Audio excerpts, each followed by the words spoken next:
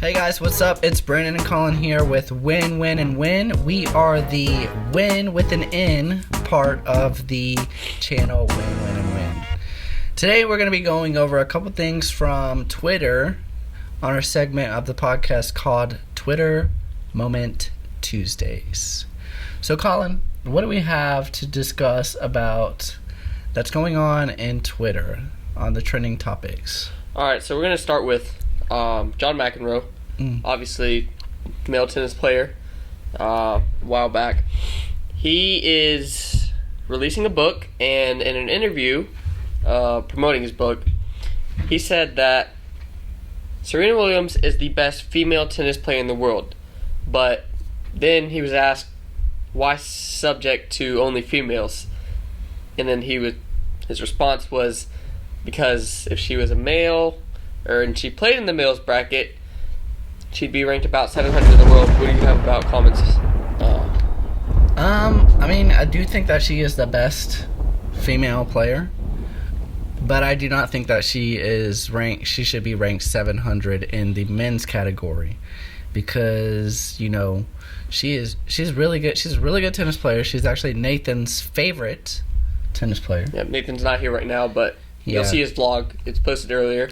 Yeah, he is in love with Serena. So he'll probably hate John McEnroe now. You think? Yeah. Yeah, pretty much. For sure. Yeah, especially ranking her so low in the men's, because 700 is actually pretty low. If anything, I don't think any of the 700 guys before her would be able to beat. Yeah, because if anything, I should be ranked 700 because your boy, he does some work on the courts. Anyways, yeah, because I don't know, I don't think she should be ranked that low. She should definitely be in the top. I would say 30, top 30. I'd say top 50. I mean, she could definitely outplay some of the players in the top 100. So it's a different ball game. Yeah, it is. I mean, in tennis, and you have people who play by themselves. It's not a team sport. You can't rely on other people. So It's like golf, and even if you want to say table tennis, it's really you're playing by yourself. Table tennis, China. It's really you're playing by yourself, so it's really self-reliant. You can't really. It's not like other sports where it's hard to debate who's really the best. In tennis, it's like it's not what team they were on. It's about himself. And so it's pretty easy to rank, but I don't know if I agree with John McEnroe saying 700. I mean, it really makes no sense, man. Yeah, I mean, definitely Serena is a really good player. She's probably the best player out there. Best women's athlete of all time. Best women's athlete of all time. Yep. She is one of the best tennis players, men and women's. Combined. Yep. But I don't know. I mean, it's a touchy subject. I don't think he should have mentioned anything about it because, I mean, obviously he's promoting books, so I mean. Yeah. But then again, she did win Wimbledon while she was pregnant. Yep. So, I mean, no man will ever be able to do that. Never. So, never. No, it's not going to happen. I hope not. But yeah, so that goes with that topic. It's a debatable topic. Well, so what's next? All right, so what's next is the All NBA defensive team was just released. First and second, you have on the first team Rudy Gobert, Draymond Green, Kawhi Leonard, Patrick Beverly, and Chris Paul. And the three of them obviously are in Defensive Player of the Year award. They have a chance to win, which is Kawhi, Rudy, and Draymond. And one of the biggest thing that's a hot topic right now is why wasn't Avery Bradley on either the first or second team? You see the amount of improvement that he's put in his game in the last year. Why leave him off the list? I don't know. I mean, it's a touchy subject with basketball because everyone feels like, that, like we were just saying, it's not an individual player. It's not a single player sport. It's a team sport. So the things that you're really good at or the things that you're really bad at, someone else can make up for. Yep. Defensively, I do feel like Avery Bradley has come around. Well, not even just defensively, as a basketball player. He's always been a defensive player, though. Yeah, as a basketball player in general, I feel like he's really come out of his shell within the past year or two. Yeah, like he's offensive side too. Yeah, all around basketball, he's really come around. Draymond Green, he's been a defensive minded player for a while, which is really what he's recognized as. Yeah, but I do think that this year his defensive areas has his NBA 2K defensive points have gone on by like 4 or 5. You're talking 2K? Yeah, 2K. Yeah, but his 2K stats, they should. What is he in 2K? Like a B or C? I don't know. I mean, he's definitely a B. He's definitely a B. I don't know. I mean, with the new 2K coming out, it's Yeah, the last time I played 2K was 2K15. But it's all right. We got the Xbox. Yeah, we're about to get 17. Just got we're getting the ready Xbox. for the 18. We're a couple years late. We get big enough, we'll play on subscribers. Yeah, but no, I really do think Draymond Green, he's really come out of his.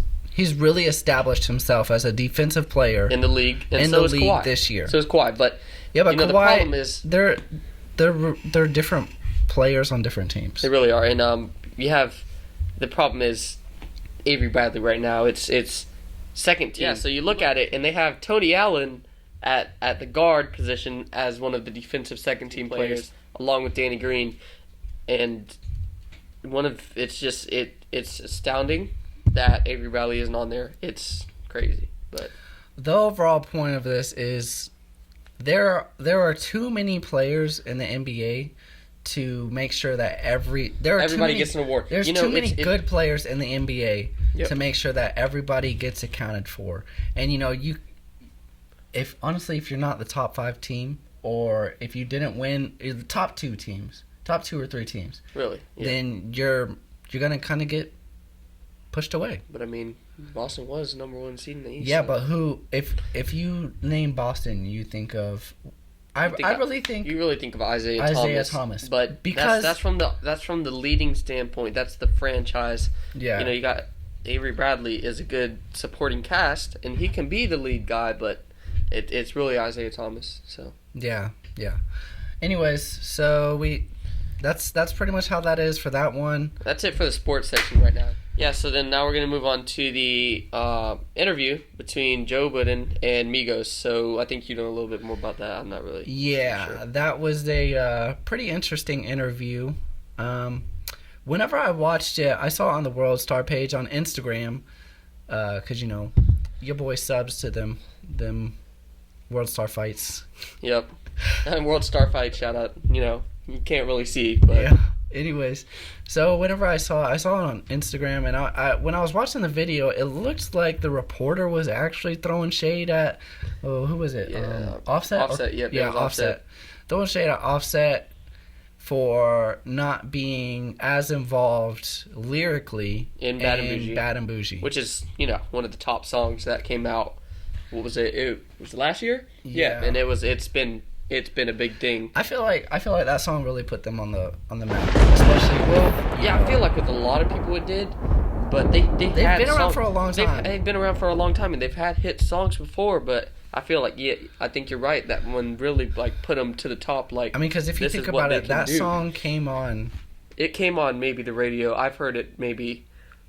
No, I'm not even talking about it didn't even come on hip hop radios. It came on pop radio. It came on 94.1. It became a thing where it was everywhere, and I guess people felt that Offset wasn't a big part of it. And so for you guys that don't know, 94.1 in Atlanta is the poppy station that plays Demi Lovato, Selena Gomez, all that stuff like that, and they were playing Bad and Bougie. It was that big of a deal. Everybody knew Bad and Bougie. So, I feel like for Joe Budden to act the way that he did, and he didn't say anything. I think it was more what he did. If you watch when you watch the video, you can see Joe Budden whenever they're. He's got beef with a lot of people though. Yeah, but that doesn't. Yeah, but whenever they were doing the interview, you can see him over on the side. Whenever the interviewers are the Migos are the biggest thing right now, he's over here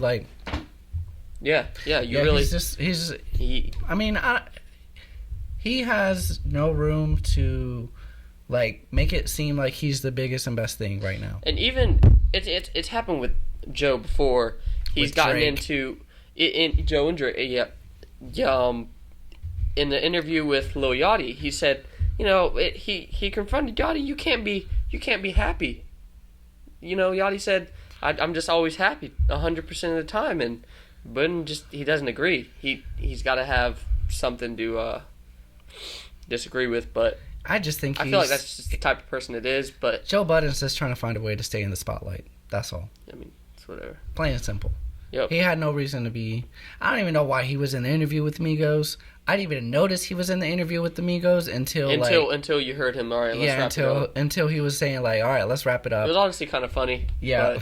But At the end, I really thought that not Quavo, but Offset. Whenever they were fighting, I thought he took his shirt off.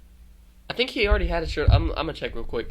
I think he already had his shirt off in the interview because he wasn't. Well, I think it was what he was wearing in general. Here we go. Let's check. Yeah. So we just checked. He definitely was not wearing a shirt in the first place. He had I guess it was like a jacket on, a suit jacket-ish, but there was no shirt. They just do some crazy stuff, yeah. Yeah, jewelry, yeah. There was just so much commotion going on. I don't even know, but it was freaking hilarious. I mean, for Joe Budden to come up and try and, throw shade and start some beef with Migos, we'll see how that ends up with the next couple weeks. We'll wait for some diss tracks from Joe Budden and Migos going back and forth. But yeah, so is there anything else that we got to talk about, or is that all for this? There's anything else to talk about? Well, that's it for this podcast, and we hope you guys enjoyed, and we really appreciate you all that stayed around. And watch the full video, yep. Yeah, to watch the full video. Feel free to comment what you guys think about everything we talked about in the description below. We really appreciate you guys watching the videos. Make sure to thumbs up, subscribe, and stay tuned for our next couple episodes of the podcast, and stay tuned for Nathan's vlogs, and hopefully soon we'll get this dude's gaming skills going on his 2K. So, Yeah. All right, guys. Colin, you got anything else to say? Yeah, but basically in the comments, let us know what kind of videos you'd like to see on the podcast. We're going to be doing 2 different kind of podcasts a week. There will be the Twitter Moment Tuesday, and that we'll try to upload every Tuesday as much as we can. Yeah. And we'll try to upload another podcast sometime in the week. We're going to start trying to make a schedule soon. I think Nathan has the vlogs down for Monday and Friday. I'm not really sure if that's going to be how it is, but we'll have another podcast, and we'll just want to know what kind of video you guys want to look for. We'll be doing some kind of challenge or just stuff like that, so just let us know.